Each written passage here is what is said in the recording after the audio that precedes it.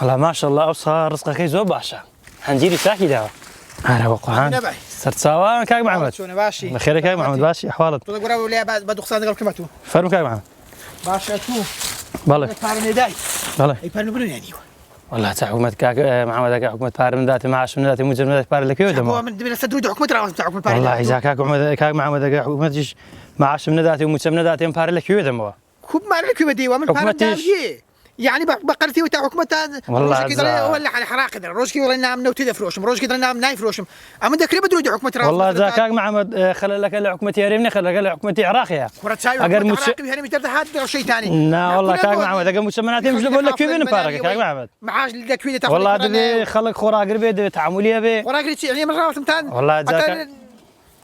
شتو كود بيتو دبلي هروش دريك كذا ملتي كان جاب لنا اولاد بالراوت بخواي كاك محمد بخواي دبي تعاملي تبي شنو نبي انا كاك محمد مش بارد بقول لك كيف بينهم كاك محمد شنو نبي شو انا لا بدنا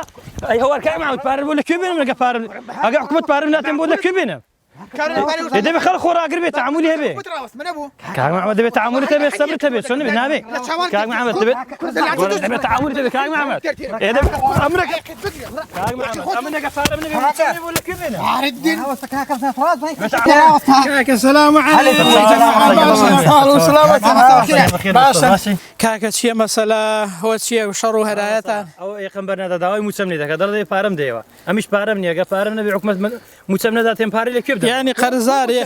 ما سمع قول نيا لو تشاوري موتشي والله كاك راو صباح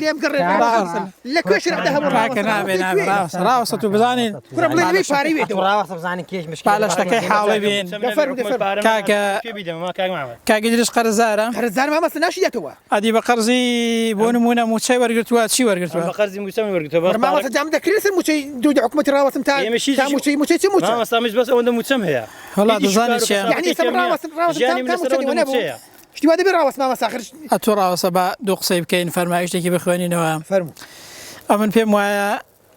يعني انسان كقرزي لك سكرت دبي لموعد خوي دابيدات وهرشي زوري لسرا فرمايشتي زوري لسرا تنال الانسان لبناي خوي جورج دا شهيد بك قرزدار بقرزكين داته وناس بهشته تا قرزكين داته انجا براستي اگر بيلي لبكينوا استاذ جنابت كقرزداري شاورواني موشي دكيك موشك بدرو باركي بديا كاك محمدي امن بيم وايا اواني كار بدستن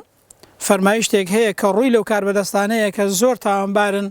كاو خلقوكو كريكاريكي او حكومتي وايا كشي سري مانغدي دياني وكتو شاوشور دبن كشتيان هنا وبقرس باران نيك بيدنا ولا بروي حكومه موشنادات پیغمبر صلى الله عليه وسلم ده فرميت لفرمايشتك صحيح ده كخواي جوره ده فرمي وتا فرمايشتك قدسيه ده فرمي ثلاثه انا خصمهم يوم القيامه يعني اواجورك لا هرشيك زور جوره سيكسن كخواي جوره ده فرمي امن بو خوم لبرسينوان لقل دادكم ومناقشان لقل دادكم واللي بيسينوان لقل دادكم لقل او جورك سان يعني جورك لا هرشه خواي جوره لهم ظلمي كده برسيتوا كظلم مستمي كردوا كباري خلقي خوادوا كمالي خلق دبات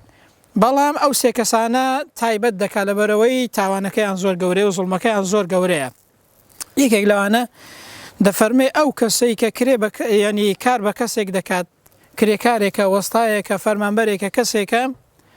يعني ايشي بيدكات كاتي ايشكي توابو كريكي بينادا خوي جوره بو خوي ليدا برسيتوا محاسبه دك على رجع قيامته ده يسا تمشاكا او خلكا يعني كريكاري او حكومتي او كربدستان يعني وكو كريكاري غوايا تمام باري السلكي حكومتي هرم حكومتي حراك والله من فيهم حكومتها لبرشي لبروي استا او خلكا وكو كريكاري حكومه دوايا وكو كريكاري غوايا سري مانغدي تماشا دكاي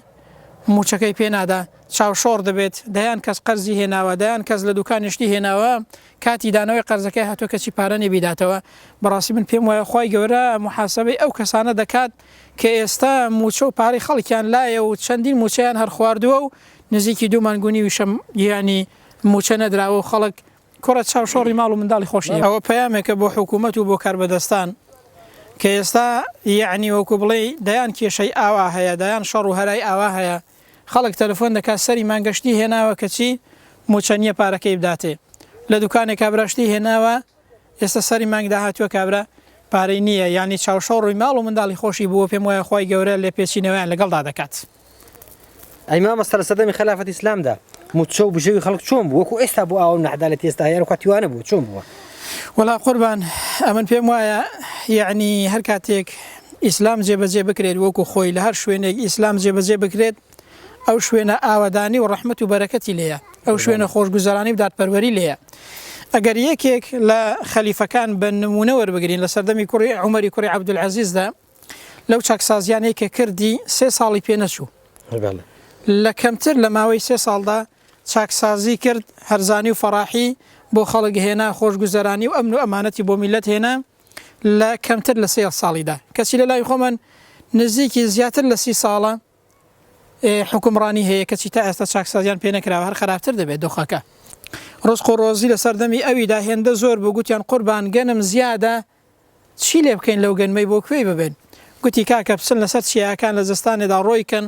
بۆ ئەوەی کاتێک باران و بەفر دەبارێ باڵندەکان هیچیان دەست ناکەوێ بە ئەوانیش برسی نەبن بیبن لەسەر چیاکان ڕۆیکەن فرما ساستا فلاحي فقير پارەی گەنمی خۆی نادرێتی پارەی گەنمی نادرێت من دەکری ئەو نەعەدالەتی هەیە لەسەر ئەوە هی ڕاوەستم هەڵا هەر چۆنێکی هەبێت ئیدی مەجبوری ڕاوەستی خۆچی بکەی کاکە هیچی نییە ینی تاوانبارە لەوەدا کە نایدات بەڵام بەشێکی هەر زۆری تاوانەکەی لە ئەستۆ ئەو بەرپرسانەدایە کە خەڵکیان ئاوا برسی کردووە کە خەڵکیان ئاوا ناچار کردووە کە مامۆستایان بێ ئەهمیەت کردووە عومەری کوڕی عەبدولعەزیز گوتی یەکێک لە چاکسازیەکانی ئەوە بوو گوتی موچەی فەرمانبەران زیادکەن بۆ ئەوەی کە تەفەڕوغیان هەبێت بۆ ئەوەی خۆیان یەکلاکەنەوە بۆ ئیش و کارەکەیان بە چاکی ئیشەکان بکەن ئێستا تەماشاکە مامۆستایەک یعنی پێویستی بەوە هەیە لە دوای دەوامەکەی بچێ ئیش و کارێکی بکە لەبەرەوەی موچە نییە ئەو مامۆستایە ئەو دکتۆرە ئەو فڵانە و فیسارە هەتا دوای هەموو موچەخۆرێک چۆن خەیاڵی لە لای کارەکەی دەبێت کە خزمەتی کارەکەی بە چاکی بکات لە کاتێکدا ژیانی تەمین نەبێت لە کاتێکدا موچەی پێ نەدرێت لەسەری مانگدا و یانی بڵێ کاگی دریسپارەکەی بێنەوە قەرزەکەی بێنە کاگی دریش بڵێ نیمە کاکە حکومەت موچەی نەداوە بەڕاستی لێرەوە پەیامێک ئاراسەی بەرپرسان دەکەین کە هیچی دیکە موچەی ئەو خەڵکەی دوانەخەن هیچی دیکە حەق و مافی ئەو خەڵکەی نەخۆن هەر ڕۆژە نەڵێن خەتای بەغدایە و خەتای ئەوەیە و خەتای ئەوەیە کاکە گوتیان ئابووری سەربەخۆ و نازانم چی و ئەوانە پشکتان دەبێت لە نەوت کەچی ماڵوێرانی بۆ ئێمە بوو گوتیان کاکە لەگەڵ بەغدا ڕێککەوین موچە دەبێت لەگەڵ بێژ ڕێککەوتن گوتیان وڵا کاکە دیسان خەتای ئەوە یعنی من پێم وایە هەمووی درۆ دەلەسەیە و هەر ڕۆژەی وعدێکە و هەر ڕۆژێ شتێکە و کات بەڕێ دەکەن ئەمما سەروەت و سامان و بەڕاستی ڕزق و ڕۆزیەکی زۆر هەیە لە کوردستان بەخۆیان دابستنەوە هیچ کە خەڵک چاوشۆڕ نەکەن هیچ کە مامۆستا یعنی لە کارەکەی بێزار نەکەن یعنی بەخۆیان دابێنەوە چونکە بەڕاستی زوڵم و ستەم کاتێکی هەیە کاتێک کاتەکەی تەواو بوو بەخوا ئارامی و ئەمن و ئاسایش و ئاوادانی نامێنێت عومەری کوڕی عەبدولعەزیز فەرمووی بەرپاکردنی عەدالەت لە دروستکردنی بینا باشترە چونکە گوتی لەگەڵ دادپەروەریدا وڵات ئاوادان دەبێت بەڵام ئەگەر وڵاتیشمان ئاوادان بێ و بینای زۆرمان هەبێ بەڵام عەدالەت نەبێت ڕۆژێک دێ ئەوەی کە هەشمانە لە دەستی بدەین وەکو ئەوڕۆ. وەسەلامو عەلەیکوم وەڕەحمەتوڵڵاهی وبەرەکاتوهو.